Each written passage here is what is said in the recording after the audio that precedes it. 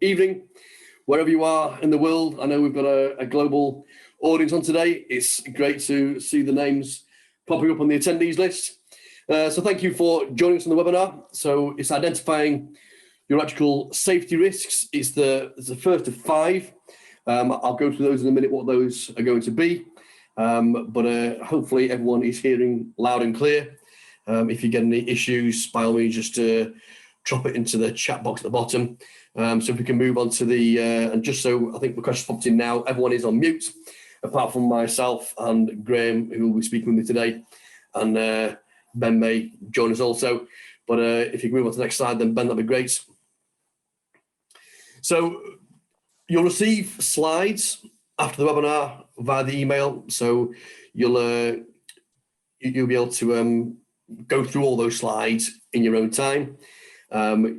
You'll also get a recording, which we sent out after the webinar. So again, you can listen it through in your own time, make notes, etc. If you want to just focus on listening through today. There will be a survey after this webinar. We would like you to put your information into the survey.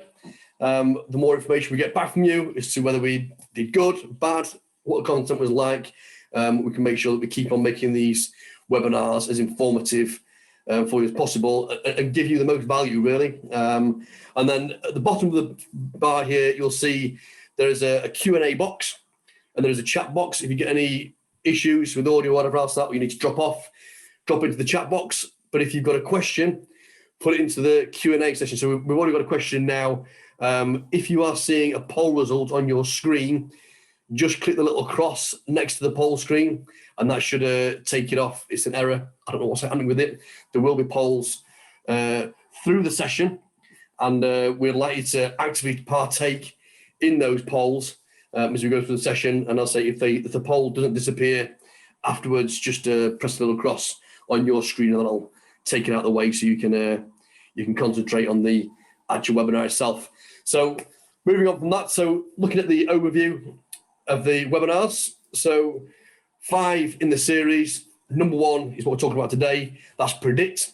So it's kind of the foundation, is identifying what the electrical safety risks are wherever you are working, any of your facilities, etc. Webinar 2 and 3 will cover prevents, splitting that into an A and B. There's quite a lot of content to go into those. So good engineering controls and then good processes and controls. There's a lot to pack into those. And then protect. So once you've got all this information, how do you then protect yourself from the electrical safety risk? Good tools, equipment, PPE, etc. And then webinar number 5 is psychology and human factors. The kind of thing that binds all this together is, the human, how humans operate. We're strange people and our minds do strange things, but, making sure that we're putting messages across there properly is a real key fundamental part of making sure that people stay safe. So we're going to move on now I'll do a quick blast through on today's topic. So first of all, the first and foremost part is, who are you? So all you on the call today, 200, 300, 400, whatever it is, are on this call today. Who you're responsible for that are at risk, and then addressing the risks. So we're going to cover 3 scenarios. We'd like you to program your brains to think, which scenario do you fit into? And then there'll be a poll after that. Put the information in there. We want to know who we're talking to in the audience to make sure that we're delivering absolute value for you. And then shock and out flash hazard risk identification is woefully poor in so many instances I know about. Help you understand how you do these, and then calculate your out flash risk and the benefit of doing it, and then understanding your outflash risk in the absence of calculation. So if I was a betting man, I'd bet probably 90% on the call here today don't have calculations for every single bit of equipment that they will work on. And you're not on your own. This is a common thing globally that a lot of companies won't have calculations, or if they do have calculations, they're probably kept maybe at a high level while they try and figure out what they need to do with these calculations, how they actually broadcast that to businesses. But very few of those actually have a meaningful understanding of what those calculations are, or labeling clear and precise on the electrical equipment, staying, what the instant energies are for what you're about to work on. And then competence, so massively important in terms of predicting what the risk is. And then, as we can say, as we go throughout, interactive polls, please Stick your information into the polls, put in your vote, yes or no's, and so we can understand where people sit within the audience and make sure it's informative. So moving on from that then, so my name is Anthony Long. I'm the Technical Director at Strata Protection. There's probably some of you already know me on the attendees today. So hello to you all, wherever you've logged in from. So Strata Protection is a sister company to Scanware, and we design, manufacture, certify Art Flash clothing and PPE solutions that are literally tailored to what the end user wants. So we take a lot of feedback. So all the time we constant feedback. I could do with a lightweight this, or I could do with heavyweight this, or I could do with a more high protection this, or a greater protection layering system. We do all that, and then we work alongside Scanware, who deliver these great webinars, and they deliver Strata Protection products and other products globally to make sure that there's no one that's at a disadvantage and cannot go to work safe and come home at the end of every single day, because that's our priority, is saving lives. I'm going to pass you on now to Graham Hogg. Welcome, Graham. Thank you, Anthony. Good afternoon, everybody. Graham Hogg. I'm an electrical engineer and electrical worker. I've 20 years around the globe. I'm here today to share some of my experiences, how I do things, and share with you my passion for electrical safety. So let's get that started. Next slide, please, Ben. So who are you? And who are you responsible for that could be at risk? So you've got yourself, your staff, your contractors, the public. All of these can be very important steps in how you address risk. Every person, company will have a different roadmap to achieving electrical safety compliance. However, the common goal is the same: inherent safety. So what are the reasons that we manage risks for? Well, to prevent incidents, injuries due to unsafe acts and emissions, to comply with legislation, to comply with organisational standards for making a workplace safer, to know what's going on out there, know what's happening, to prevent disruption to organisations. We have a moral obligation to prevent risks, business reputation and goodwill. It's cost effective for a business not to have incidents, and to prevent cost injured parties that can escalate into the millions, business follow up and community. Next slide, please, Ben. So here's just a few statistics from here in the UK. These were given to me by our regulator, the HSE, a few years ago. In a typical year, there are about 15 to 25 electrical accidents at work. This accounts for about 10% of work-related deaths. So electricity is causing a significant number of work-related deaths. There's up to 3,000 serious reportable incidents a year as a result from injuries from electric shock, electric burns, flashovers, electrical fires, and explosions. If you want to see more statistics, the NFPA have a fantastic document showing the last 20 years, the links in the bottom of the slide, of all the electrical incidents over in the States, and it goes right into a lot of detail, a lot more than the UK does. Next slide, please, Ben. So this statement, we don't work live. I hear it time and time again, and in my experience, it's just not the real world. And I sat and thought, how can I get the message across that this isn't what people are doing? I sort of thought outside the box, and I thought I'm going to have a look at Amazon. Next slide, please, Ben. And I picked a pair of electrical pliers, 1,000-volt insulated non-conducting pliers, and I just thought I'm going to read the reviews, see who's using these things, and what they're using them for. Now, all these reviews were in the UK, and they were quite recent as well. One guy bought these a few years ago now, they're always in his toolbox, and they're great for when you're dicking around inside a 3-phase board and you become fond of those 5 fingers. They'll grab and sneak that cable back around a live circuit breaker all day long. Another guy, great for when using older style distribution boards, for less chaos taking the insulated items, leaving exposed live parts. Obviously, the preferred method is to isolate before working, but this is not always possible, so it limits the chance of short between earthen phases when prodding around. Another gentleman here, very useful when working on live distribution boards. They feel well made for pulling cables through a DB, much safer. So as you can see, these guys, there was hundreds of these reviews for many different electrical workers' tools, and they all work the same, working live.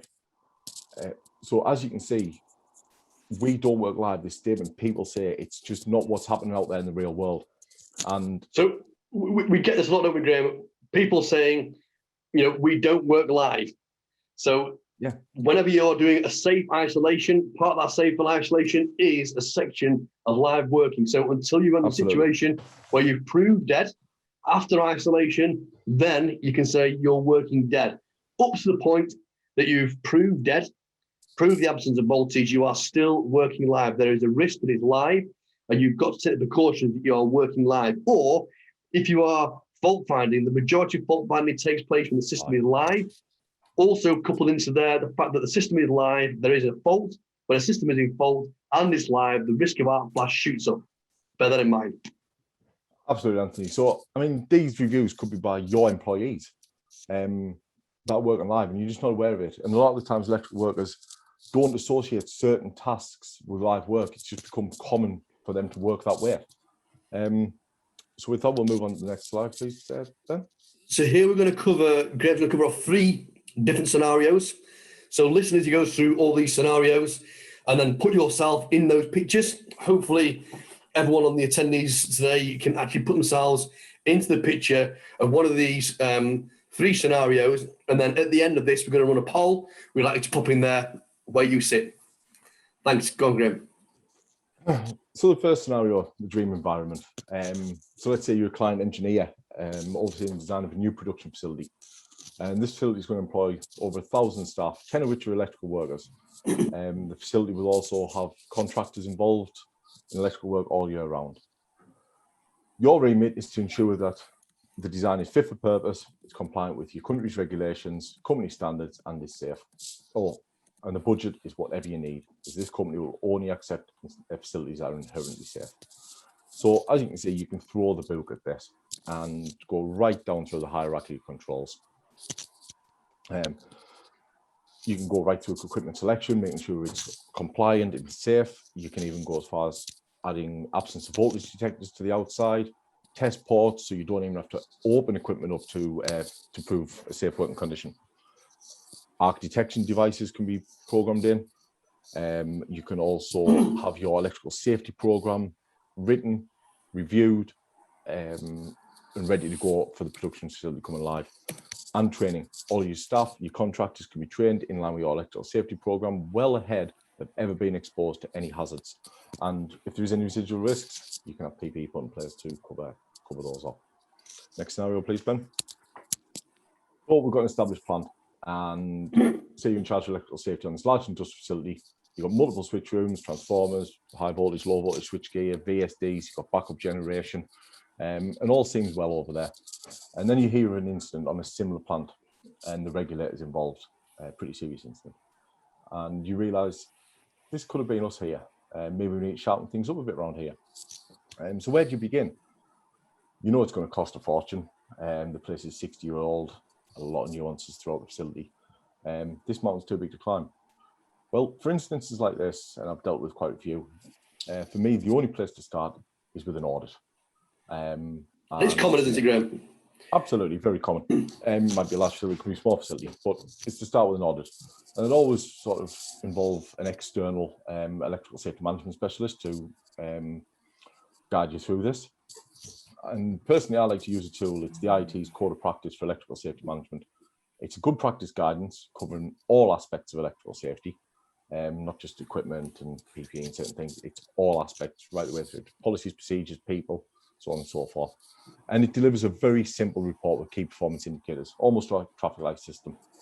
And this allows focus to be made in the right areas and the right amount of energy to put into into those areas.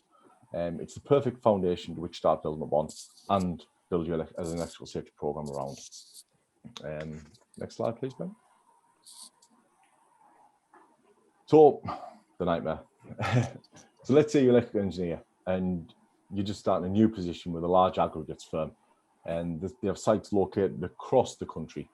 One of your duties is to get a handle on electrical safety. The sites have been operated by many different firms. These have changed hands over the years, and many of the sites were originally small independent quarries, for instance. So imagine each site and equipment is going to be so different. It's going to use its own preferred local electrical contractor. Its policies, its procedures are going to be different. So where do you start with something like this? Well, there's only one place where you start. Is have a meeting with all the sort of plant managers, electrically, hopefully, if available, and carry out a common documented audit over the electrical safety. And by doing that, you can find the common gaps and assess these first. These are going to be the large areas where you're going to make the largest impact. And then you can roll down into individual quarries with its individual problems and focus in on those, and then apply your hierarchical controls individually to those areas. Next slide, please, Ben. So here we have the quick poll. So Ben will put the poll up now, but where do you sit in the three scenarios we're going to discuss? So you've got the dream environment, the established plants, and then obviously the nightmare. So I guess a lot of people will sit in the 2 and 3. So drop your selection into there that you think where you sit, or that's the closest to where you sit. Hopefully we've kind of covered most areas, and let's see what the results are like. So you should be able to click on your screen. Yeah. Okay. Yeah. So that's really good. So established plant is where 89% of our attendees are sitting. We've probably got about half the votes in there from the attendees, but thanks for those that have taken part in that. That's really good. If you could just close that out, then Ben, so we can move on. So we're going to touch into a quick video now. It's a Scottish guy living in Australia. If you can listen into what it speaks about.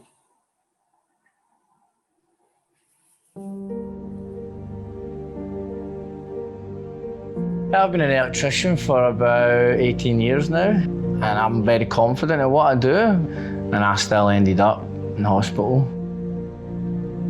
I've got up that day, a standard day, not thinking anything of it. I says, like, I'll bounce in and do that power quality assessment we had to do.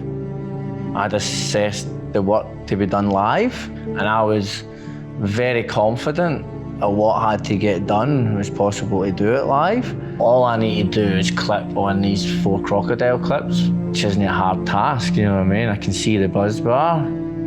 I've clipped on the first one, and then I've went to clip on the second one. And as soon as I've touched it, it's just went, just white, yellow flashed, you know what I mean, in my face, and just a really disgusting noise. I wasn't unconscious, but I sort of realised what had happened, and I could just smell it. All my hair burnt, my skin was all burning, and I could see all my clothes were burnt and things. My skin was hanging off and that, and I was just all black.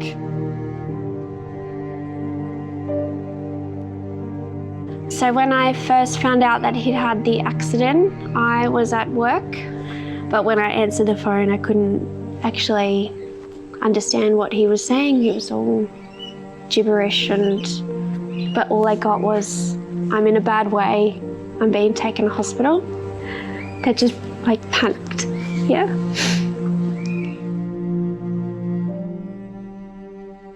In Mark's case, while he was working in the switchboard, as a result of attempting to pull off 2 pieces of insulation, he exposed the risk of 2 separate electrical phases. In bridging that out with his screwdriver, he's created a large arc flash with high fault current available inside the switchboard, which resulted in a large fireball which burnt Mark considerably.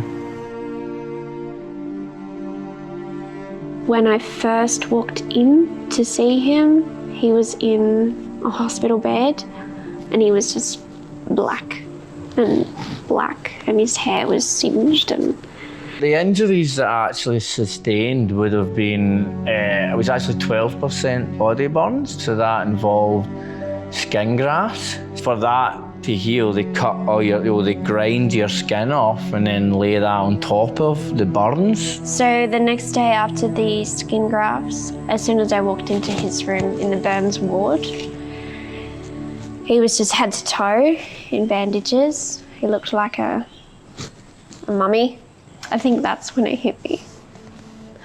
The first week was not an enjoyable time. I was on splints, you know, in full arm splints, leg splints, couldn't even pick my own nose. Every second day I had to get all my dressings took off. So you've got dressing stuck onto skin grafts are sticking to you, so you need to go into a shower and then get all wetted up to release like all the stickiness of it, and then take it off, and it just sticks to your skin, and it's sore. I didn't know what I was going to look like. I ended up in hospital for 3 weeks and off work for 3 months. And what I didn't realise then, due to what I was going through, how it had hurt Mel, how it had emotionally strained her, and mentally and emotionally. It's not a nice feeling to know that the person you love is obviously upset and hurt because of what's happened to you. Mark definitely didn't realise how much his accident had affected me. A realisation of how serious it was. He could have died. Just had no idea.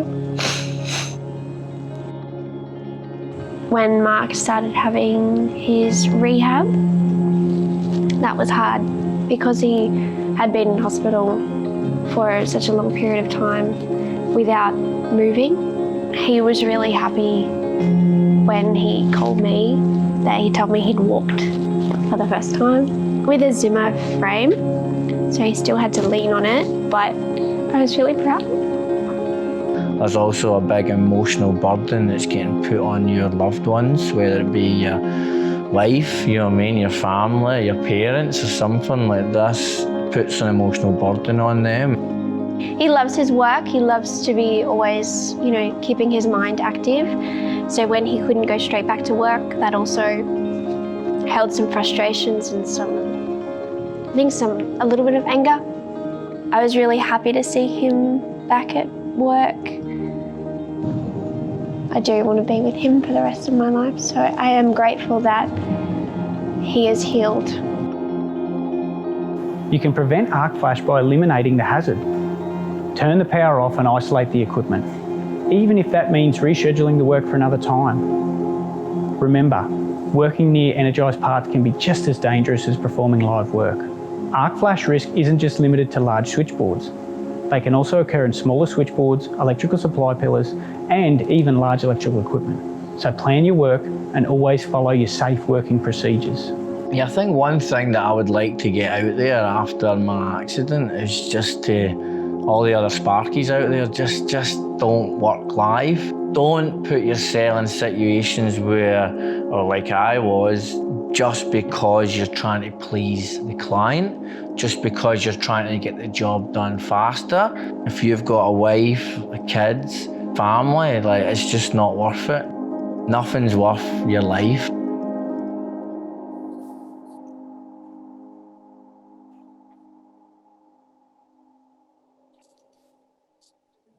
So yeah, we put that video in there just to put some of the scenarios into context, and to think about who was hurt by that incident, who was really hurt.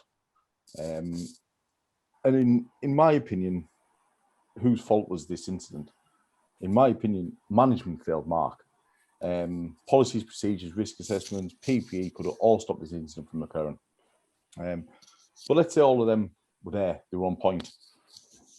He obviously wasn't audited and on board with the safe systems of work, which in my eyes is management's job to ensure that those safe systems of work are adhered to and are a second nature to all electrical workers. Something I've just noticed in the reenactment there, even the insulation was being removed from his insulated screwdriver. He had modified tools. So next slide, please, Ben.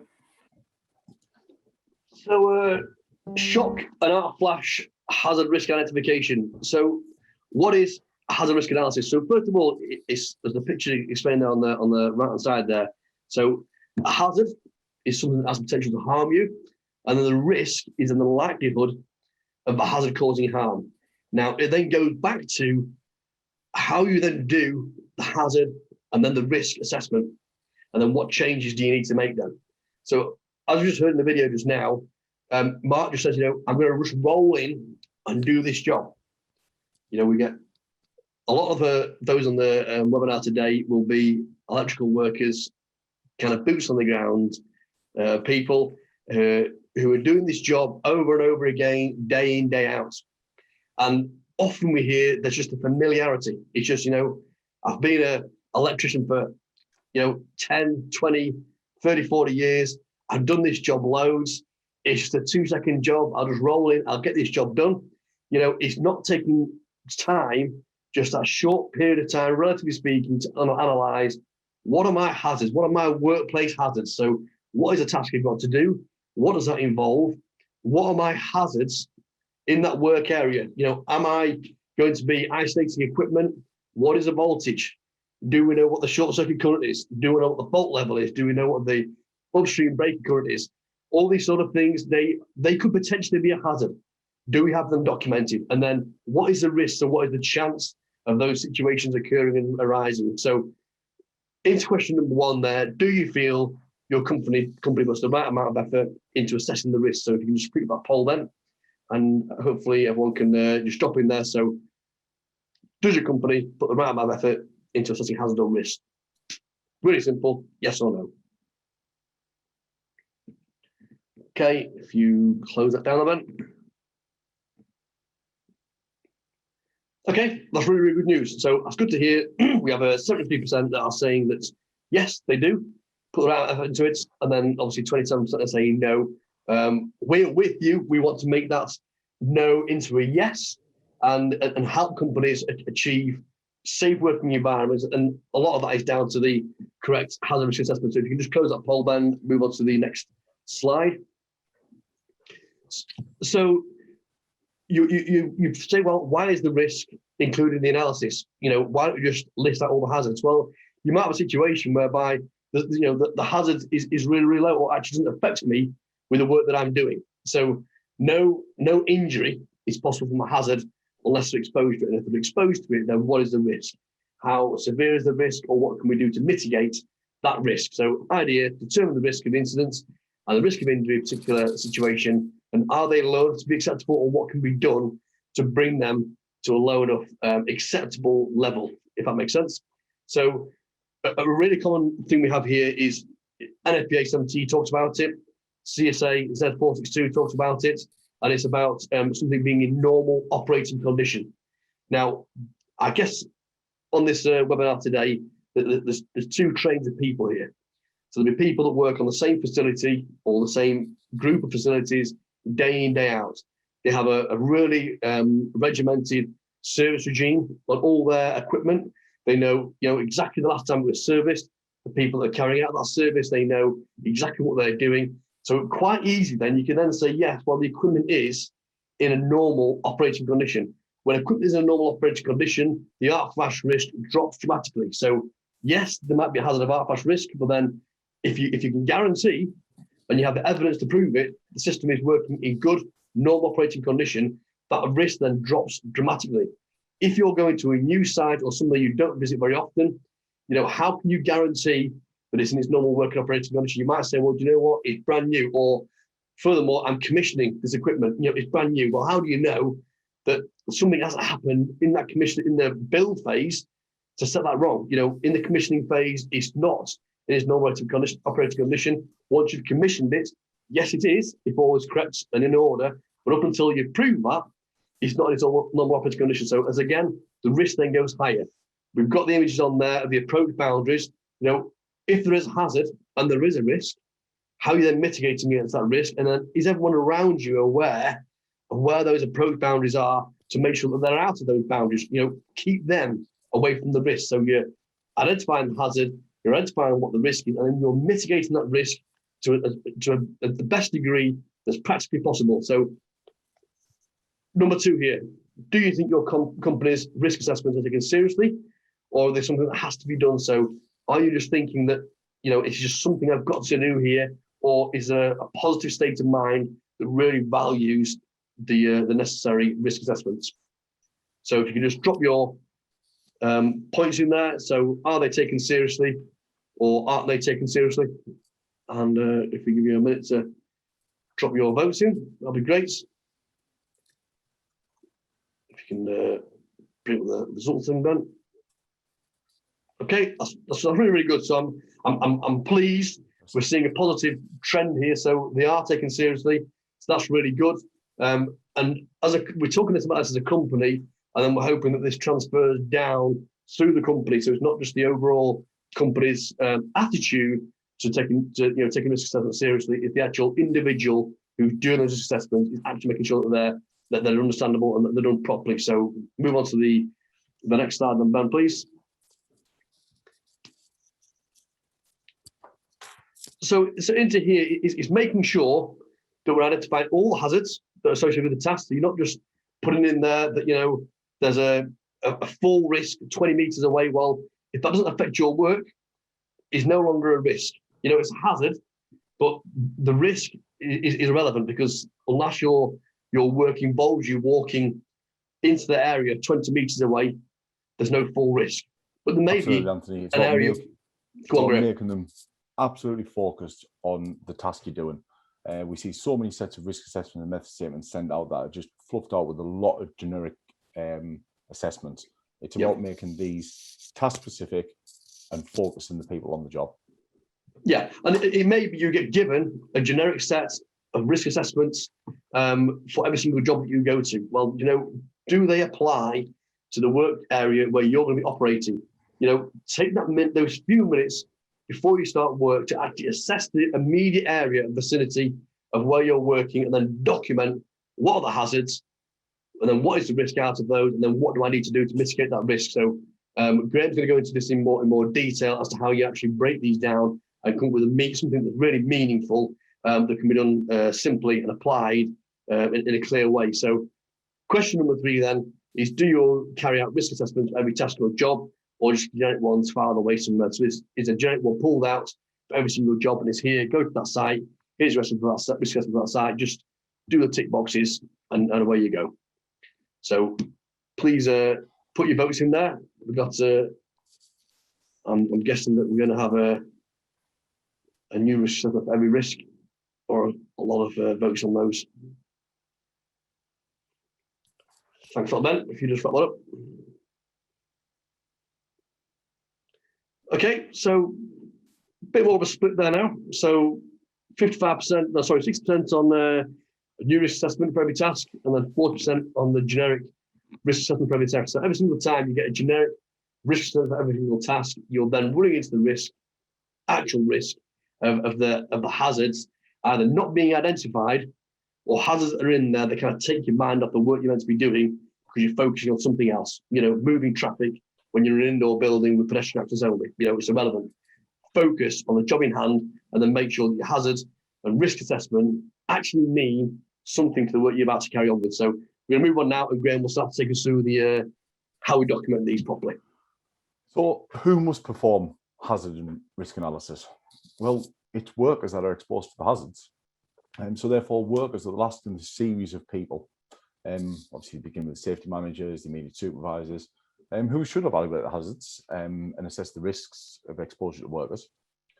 But workers must also be provided with the necessary information to enable them to risk and hazard analysis. Although supervision must be involved throughout the process, this is one of the common weakest links that I see in the whole chain, and it's the last link, and that's for many reasons. For me, one of the tools offered by both NFPA 70E and CSA Z462 is the job briefing that we see over here on the left. Standard form out of both those standards, and it's specific to electrical work, and it allows the worker the time and gives them the tools to assess the risk when they're in front of it, and ensure that they've got everything in place that they need to perform any given task in the safest possible manner. We've seen many different point of work risk assessments, task-based assessments from all over, many companies from all over the globe, and they've fluffed out with so many generic things that are not specific. And this allows us to focus in on the electrical hazards of what we're in front of. So another quick question: how do you perceive your workers accept method statements and risk assessments? Do you think that workers know how important these are to management and that they follow them? Or do you think they just think management want them to get the job done?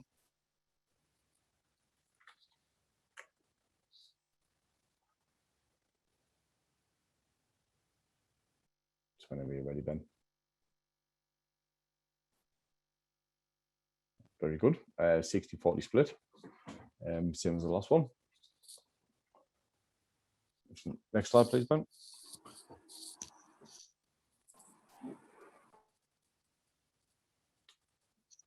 So let's start having a look at the job briefing in a bit more detail and go through it. And I suppose this is a bit of a scenario. And imagine you're an electrical contractor and you've just rocked up on a new site. If you had this tool and were able to assess the risks in front of you, it makes it a much safer environment to work. So we go through it, we identify the hazard, and you're going to identify all the hazards in there. We're going to identify the voltage level involved, which is going to be very important to how we do the job. We're going to look at any foreign secondary sources, is the backup generators, is the renewable energy sources coming into this part of the network, any unusual work conditions. So you could walk in a switch room and the roof's leaking, but it's an unusual work condition. And these are stop gates.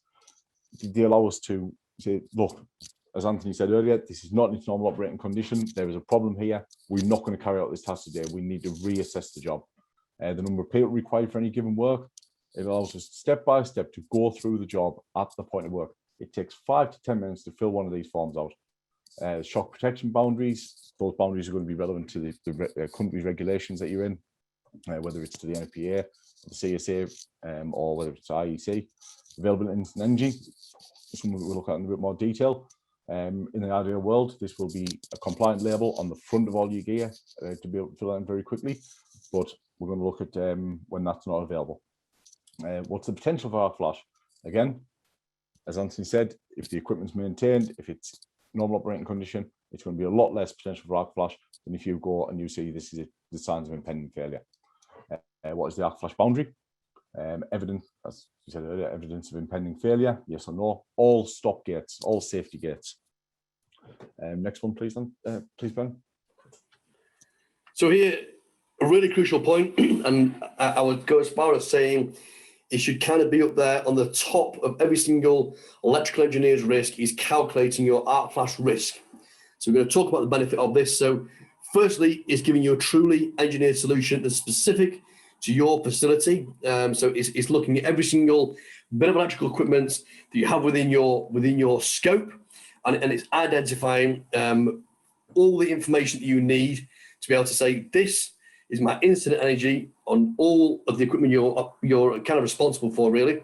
It allows you to track your changes with an electrical system. Now, we hear of people who have done arc flash risks, they've done the assessment, they have the calculations, but about 3 people know that within the business. And they don't know how to disseminate that information across the team, or some of the numbers in there kind of make them fall for chair. Really, really common situation. Just doing one this last week for a customer, and 300 cal. And they're thinking, what on earth do we do with this equipment? Rather than doing something about it, it kind of goes into a drawer and stays there. So get them done, make sure that they're meaningful. And then as a result of that, you're then making sure all the equipment then is labeled up correctly with the information that you get from the assessment. Excuse me.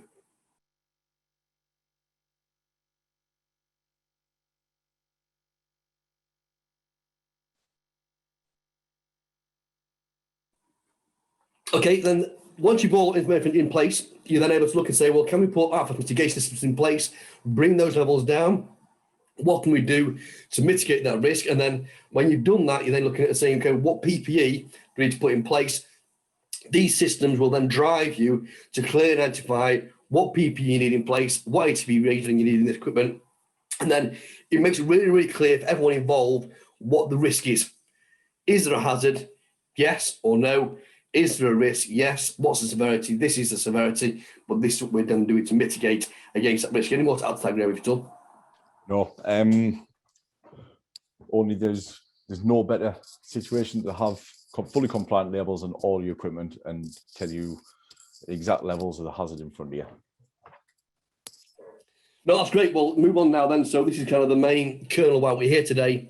So I'll leave it over to Graham to take on. So we don't have labels, and as previously said, you're that electrical contractor, you come to site, you're doing the work, and you need to assess the risk before you do it. So how do we understand arc flash in the absence of calculations? And what can we do to protect ourselves? Next slide, please, Ben. Well, there's a few things we can do. There is apps available for our mobile phones, there's Excel spreadsheets, but still a lot of data collection is required to pump into these tools. So if you stood in front of the workface and you're near coming up with a level of protection against a given hazard, again, the NFPA 70E table 130.7 C15A or CSA Z462, the 2021 version. We have table 6A and we have a new table V.1. Fantastic. It's relatively easy to use these tables and they do cover most work and build up an arc flash PPE system for our workers. However, they do err on the side of caution, a good thing in my eyes. These tables, as I say, are extremely useful for electrical workers working on systems where no calculations exist. It gives you a tool in your pocket. Don't get me wrong, no substitute for a fully compliant label, but we're in front of the gear and this is the next best thing. Next slide, please, Ben. So just a snippet from some of those tables, and let's say you stood in front of the equipment and you need to start figuring out filling in that job briefing. So column 1, what is the equipment? 2, voltage level. 3, upstream circuit protected device. 4, gives us a PPE category. So as you can see, you can very easily build up that information. Number 5, the arc flash boundary. And the next one down is another snippet from another one of them, one of the tables. It's panel board rated 240 volts and below. Parameters not exceeding 25 kiloamps of available fault current. Maximum disconnection time of 2 cycles, 0.03 seconds. And the maximum working distance, the minimum working distance is 18 inches.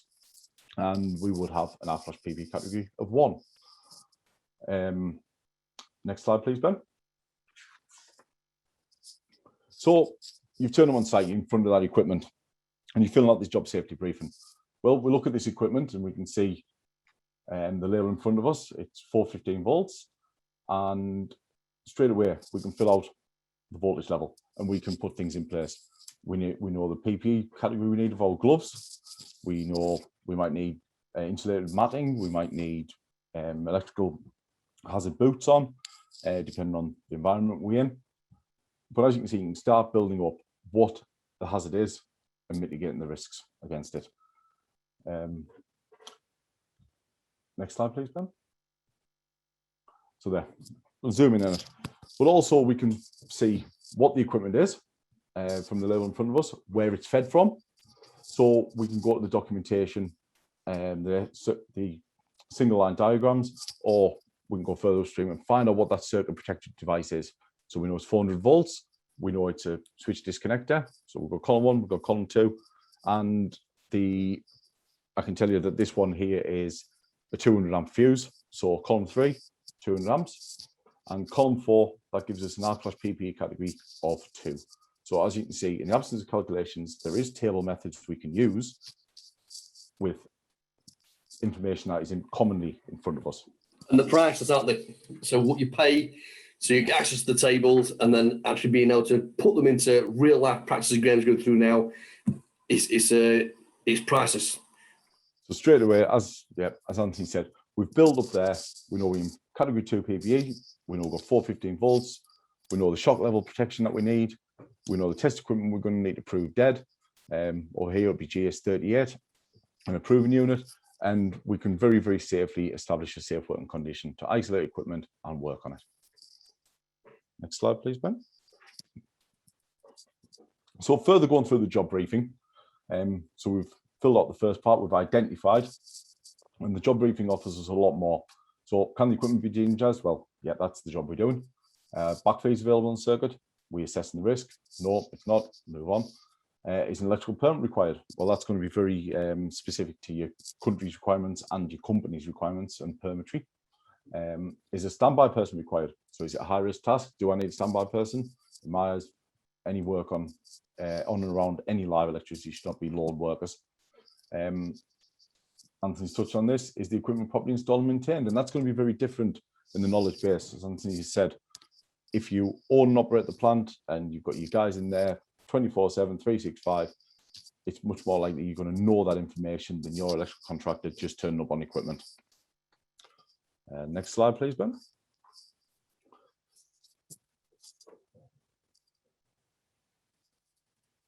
So are the job plans available? The method statement. Do we know what we're doing? Single line diagrams, vendor drawings, those could be very important. If you're doing a task, for instance, you are changing out a complex switching mechanism on a piece of equipment, you're going to need vendor information.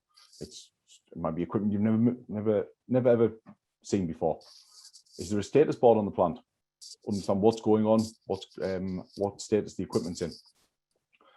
Information on plant and vendor resources up to date, very important. Safety procedures, have you got them if you need them?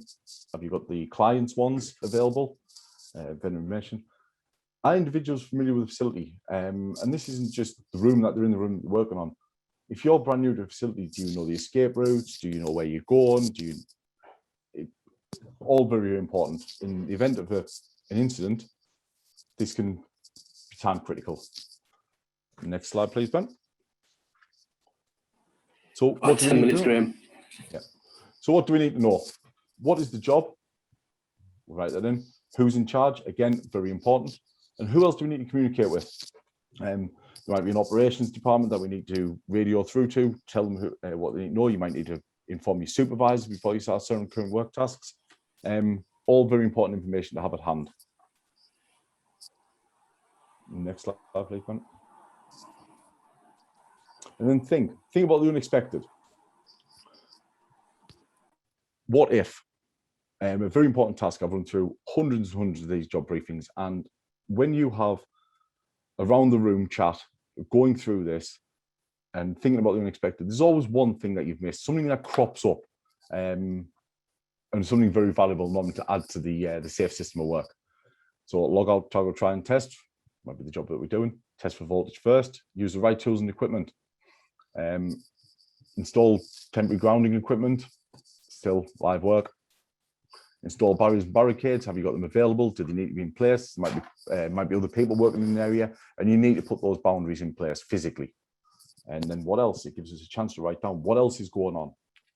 Next slide, please, Ben. This is one of my favorite parts of the job briefing, is prepare for an emergency. If something goes wrong, if you've been through this and you've got all this information available, it's going to be so much better for the injured party. So is the standby person CPR and AED trained? Yes or no? If not, where's the nearest person? Who is the nearest person? Is the required emergency equipment available? Where is it? Rescue hooks, so on and so forth. So it might just be on the switch room wall. Write it down. Where's it at? Where's the nearest telephone? It might be a mobile phone in your pocket. Write it down. Where's the fire alarm? Write it down. Is confined space rescue available? Yes, no. What is the exact work location? Now, if you're working in a remote location and an incident happens and you need to get emergency services there quickly, postcodes sometimes don't always work. Can you imagine if you've just been in an arc flash incident trying to read out coordinates? Very, very difficult. There are apps on our phones like What 3 Words. We can put people within 3 meters of us these days by simple tools, and emergency services all use them. So write this information down. Where are you at? Our telephone numbers of people available. Write them down. Don't rely on somebody going, yeah, I know the number. Radio communications.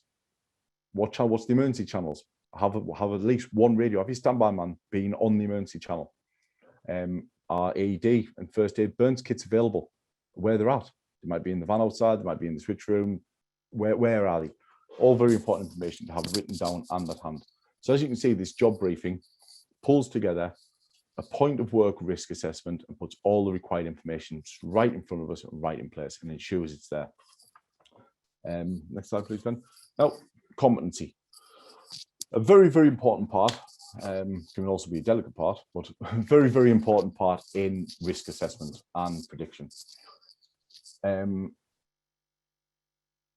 have you assessed the competency of your electrical workers? Ever?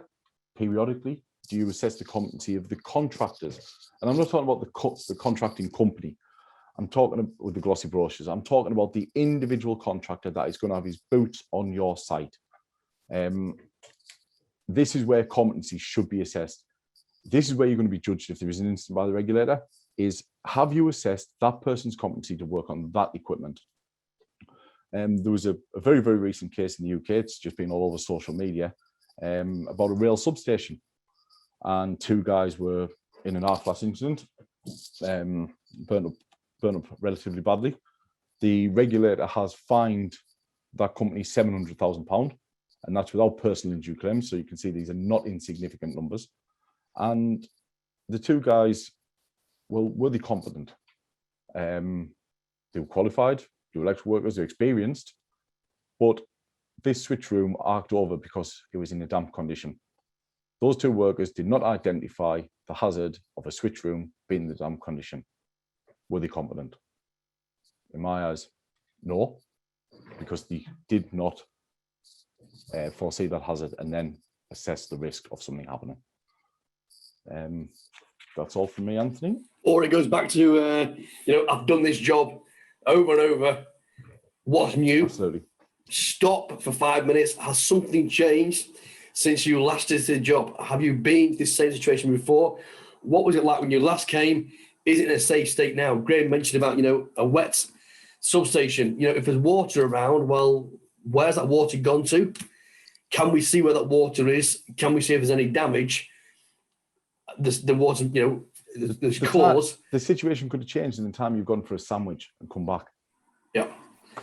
So making sure it's really, really clear. So we're going to run to Q&As in a minute, but so the next one will be how the actual preventing electrical safety risk with good engineering controls. So that will be in June. That will be confirmed. Everyone that's registered today will get a notification of that, so you won't be left out from the invite. We will be inviting all those that have attended today to that, and that's the first stage of prevent, and then there'll be a B stage after that, if that's okay. If we move on then, Ben. So now we're going to move into questions and answers. There's some questions come through during the presentation, and we'd like to run through those now. So first of all, first one here is, would it be common practice for the rescue buddy stroke standby person to have the rescue hook in hand at all times while interacting or switching? So if you want to answer that one, Graham? No, I wouldn't, not at all. But to know where it's at, to know that it's on a board, on the wall, and available if something did go wrong, that's the important part, is to know where it's at and not be searching for these things. That's good. Thanks for that, Graham. Next one is, can I apply labels to equipment that we haven't done system studies on using just the table method? No. I have my opinion on this, Graham. Go for it. Probably the same. All depends on your country standards. But if your country, for instance, if the UK, we do have to label equipment. Say there's an electric shock hazard and the voltage levels and stuff, but we don't have a standard for arc flash labeling.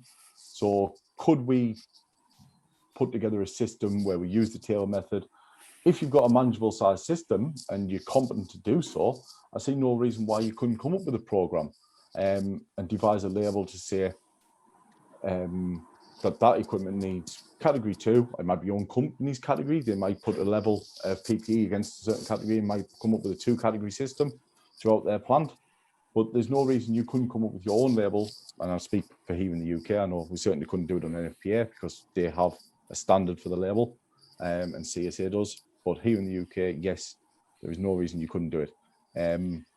Here we have to assess risk and mitigate those risks.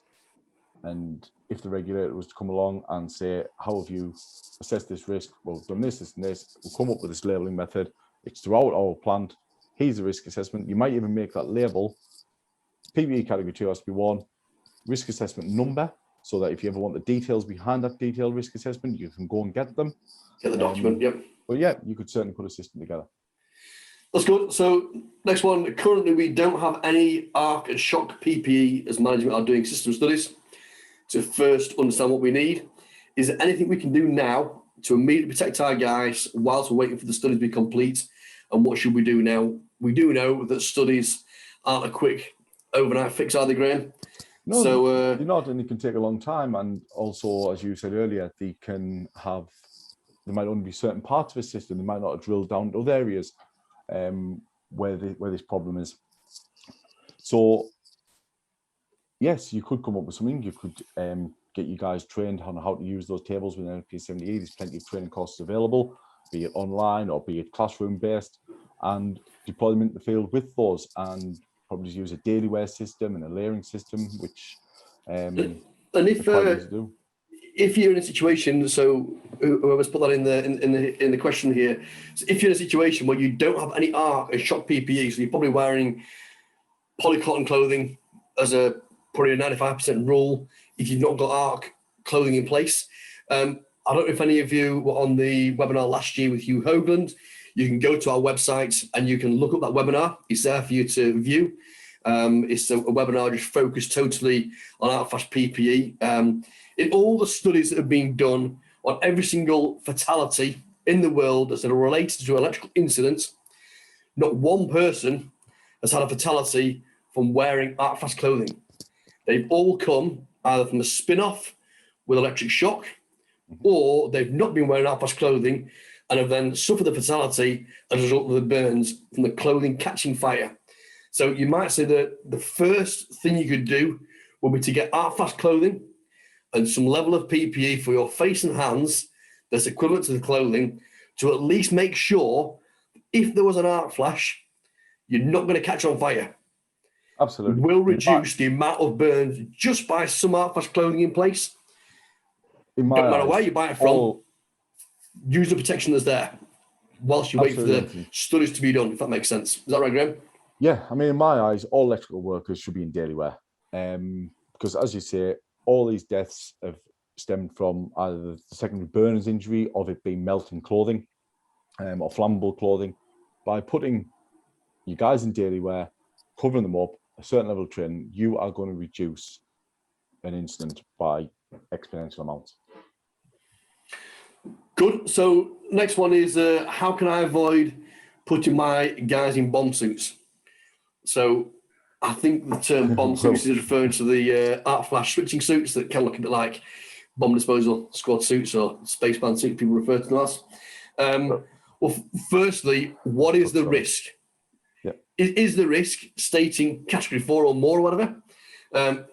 Do you know what that risk is? Or are you just saying, wear a switching suit just because it's safe? Understand what the risk is first, and then it may be that you need to do that. But generally speaking, if someone needs to be in a switching suit like that, it's for a short period of time. It's making the isolation, making the workplace safe, lockout, tag out, proof for dead, apply earth, safe working condition, then you can derogue. Actual fact, if you need to go down the route of switching suits, it's only for a relatively short period of time. When you isolate and then when you re-energize, you're kind of reversing that process again. So it's only a relatively short period of time, but assess the risk and find out what the risk is. So as Graham says before, go to the table method. Is it stating you need that kind of level, or is day wear with head and face protection going to be adequate? Understand that risk.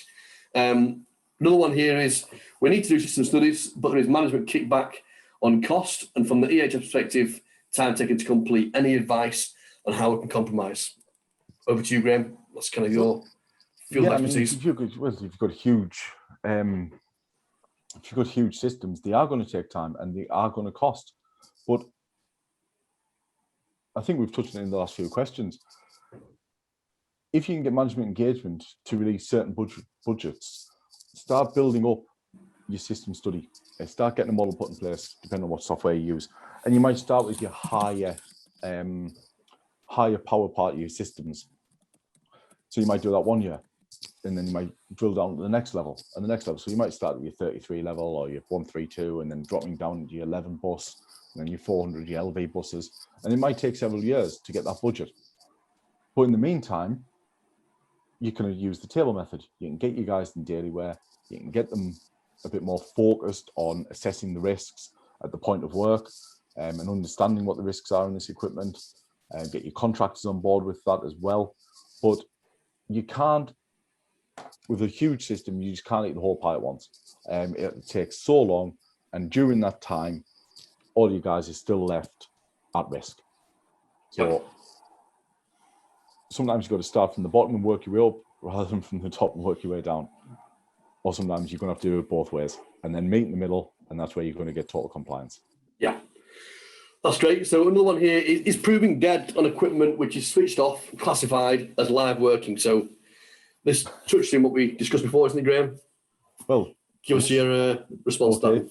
Is it switched off? Well, we don't know until we're proved dead, so therefore it's live work.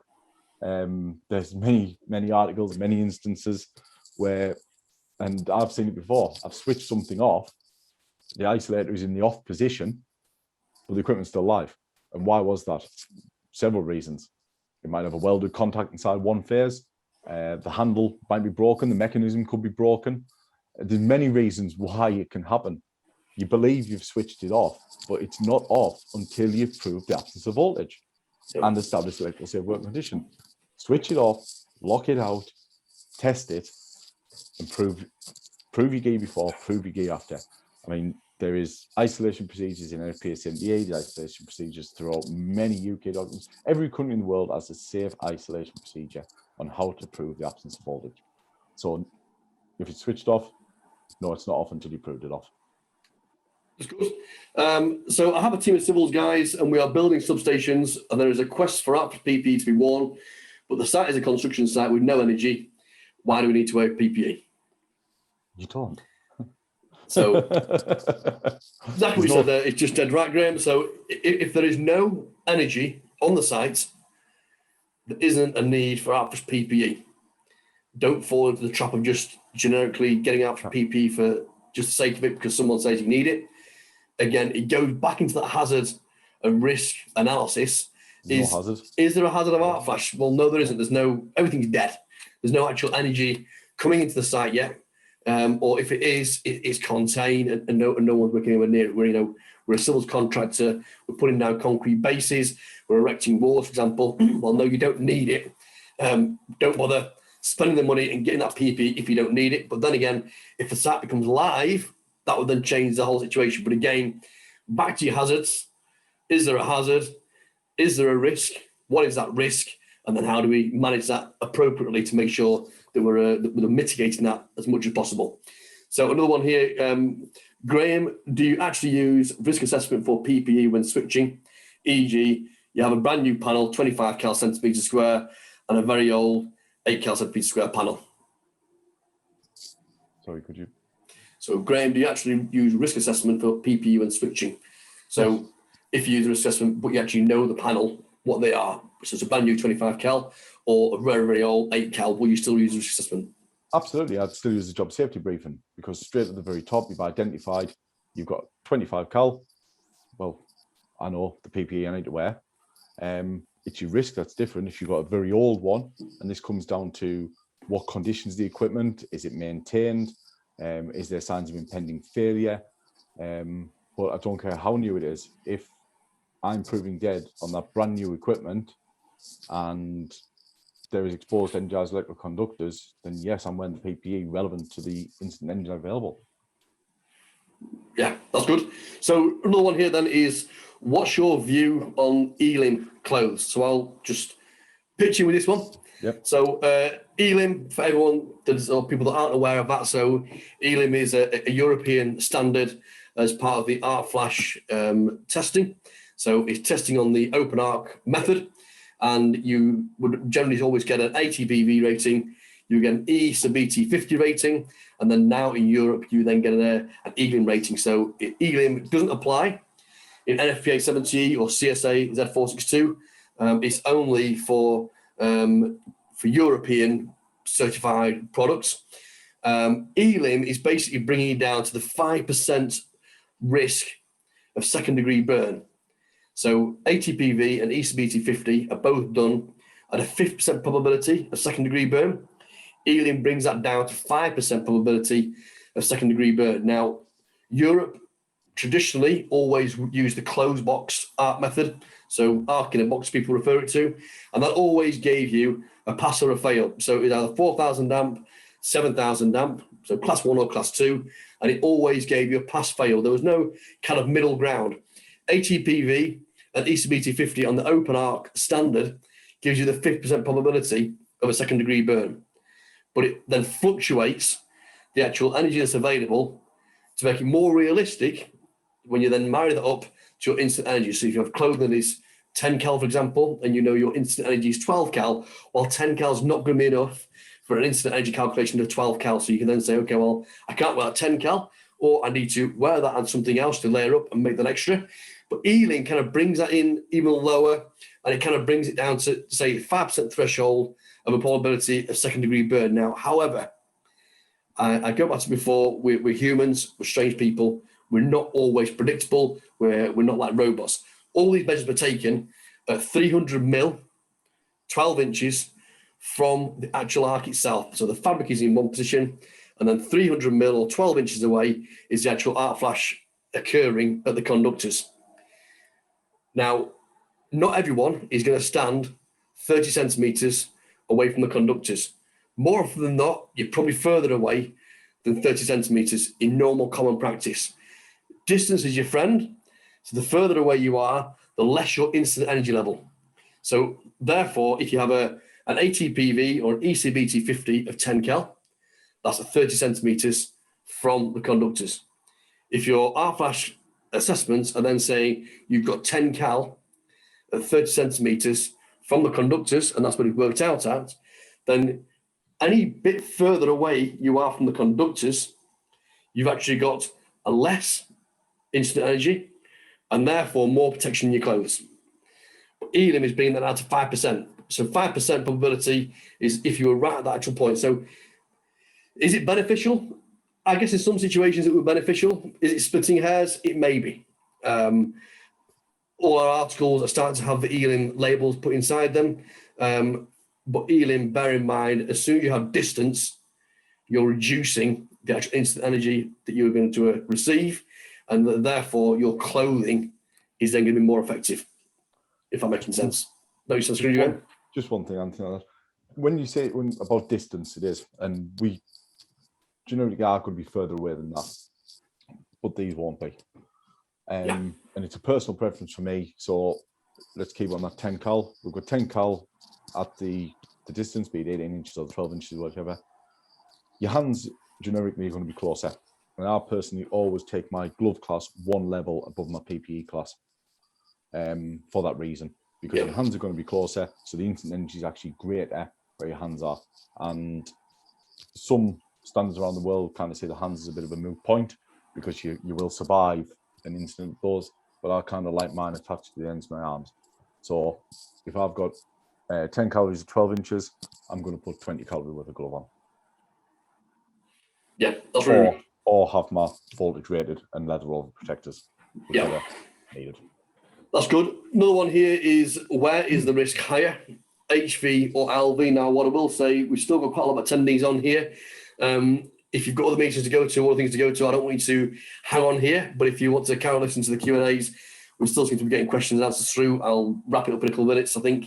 But all the Q&As, the questions that we do get, we'll provide answers for, and they will be circulated with the notes. But so the next question here is where is the risk higher, HV or LV? Go on, Graham. You were first. Not generically an easy one. I would say there's more exposure at LV. A lot more people are exposed to LV. So I would always take that into account. HV, obviously, the voltage is a lot more detrimental to us. We don't tend to walk away from a shock at those levels. But from an arc flash point of view, we tend to see higher levels at the LV side on high-powered equipment, usually because of protection settings, not wanting nuisance tripping. So on transformers feeding large switch gear, we don't want them tripping out on a nuisance. So it's not uncommon to see sort of fault clearing times into the seconds. And when you've got that, your arc flash instant energy is going to be much higher on the LV side. But that's not a one answer fits all, because every system and every country is slightly different. But generically and exposure wise, I would say there's a lot more risk on the LV at the moment because there's so much many more people involved in work on that side. But going back to the conversation we often have, Graham, it's not to say that on HV switchgear you can turn up to do some isolations on HV switchgear in your jeans and football shirts. Oh, people put on a pair of overalls and fire away with 33 kV switchgear. Is that safe? I would say no, it's not safe. No, it's not. Absolutely not. There is still risk with HV and a large amount of risk, but it's managing that risk accordingly. I'll just do one more question now then, Graham. I think we better wrap up with that. So would you recommend access to backup radio comms for all teams working on site? I think it depends upon the environment you're in. If you, as I said, if you're in remote locations or on extremely large plants, I think the invaluable. If you're in sort of small facilities and plenty of people around, sort of thing, you've got your barriers in place. I don't see the need for radio comms there because there's always a way to raise an alarm very, very quickly. But as I say, some of these new, especially wind, solar farms, in the middle of fields, we've got installations all over the country, up in the hills. Radio communications back to control rooms or team members, I think, is invaluable. Yeah. And then one last one here is I work in the EHS, and the challenge I face is educating electrical workers themselves on the risk and what can be done to educate them. So first and foremost, in that situation, invite them to these webinars. Go to the Scanware website, go through the previous webinars. Arc Flash is very, very, very seldom taught in any switching electrical course you may go on. It's kind of touched over, but we see so many people working day in, day out on electrical equipment, and you mention Arc Flash and they kind of look at you, kind of gone out. Scanware ourselves, we do free Arc Flash awareness courses. So if you have safety stand down, etc., we will either visit in person when we can do, or we'll do it live on a Zoom like we have today or on Teams, and we will run through Arc Flash awareness sessions. So focusing on kind of what is an Arc Flash, when do they happen, what do you do to mitigate those, kind of like we're talking about now, but kind of condensed into bite-sized chunks. That's something that we're offering free of charge to anybody. Just let us know if you want an Arc Flash awareness session doing, and we will do those. We'll be in touch to find out exactly what more detail you want around those. Persons like Graham are able to provide knowledge on how to mitigate against Arc Flash risk. Graham runs his own business, ExelTech, and he focuses around electrical engineering and solutions for that. And he'd be glad to take any calls or inquiries from you. If you want his details, we can circulate those out, and you can catch up with him on that. If we move on to the last slide then, Ben, or is this the last slide, is it now?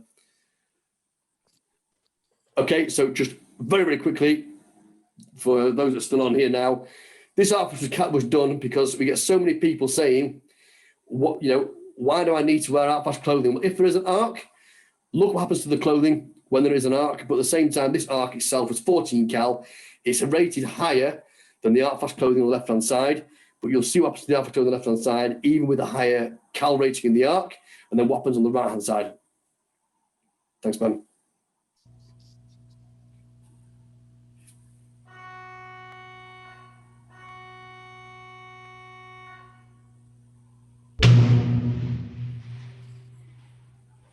So you'll see left-hand side, the garments are blackened and charred. That's the usual thing. But you'll see they're not broken open. Then they're still intact and they're not burning. Going back to what I said before, is that some Arc Flash protection is better than nothing at all. And particularly if you've got persons dressed in polycotton like you have on the right-hand side, the polycotton polo shirt, polycotton trousers, both burning away. The burn injuries from a fire on your clothing will be insane. So if you have this kind of clothing and you try and layer up on that type of clothing, make sure that whatever you're using to layer up, if you really need to do that route, is greater than the Arc Flash potential.